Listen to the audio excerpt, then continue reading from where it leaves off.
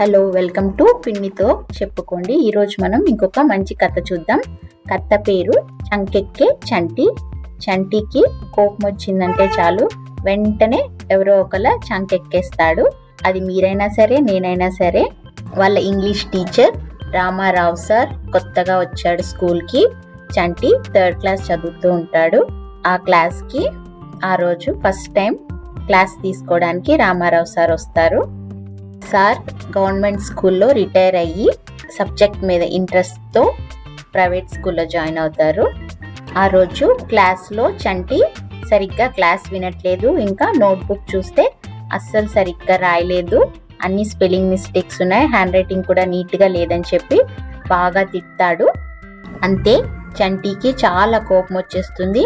వెంటనే సార్ చంకెక్కి కూర్చునేస్తాడు. చంటి దూకిన ఫోర్స్కి సార్ వెళ్ళి వెనకున్న చైర్ మీద పడి నడుమిర కొట్టుకుంటాడు. చంటి దిగేసి కామ్గా వెళ్ళి తన సీట్లో కూర్చుంటాడు.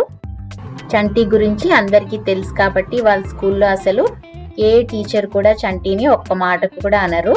పాపం కొత్తగా వచ్చిన టీచర్కి ఇంట్రడక్షన్లో చంటి గురించి చెప్పడం మర్చిపోయారు. సో మన చంక ఎక్కే చంటి వల్ల ఒక ఇంగ్లీష్ టీచర్ బలైపోయాడు. సీన్ 2. ఒకరోజు చంటి వాళ్ళ ఇంటికి ఊరి నుంచి ఒక అంకుల్ వస్తాడు.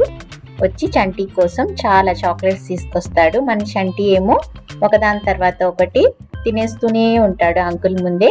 అంకుల్ అంటాడు, అలా అన్ని చాక్లెట్స్ ఒకే రోజు తినేస్తారా? రోజుకొకటొకటి తినాలి కానీ అని అంటాడు. అంతే మన చంటికి చాలా కోపం వచ్చేస్తుంది. మిగతా స్టోరీని లాంగ్ వీడియోలో చూడండి, చాలా ఇంట్రెస్టింగ్గా ఉంటుంది.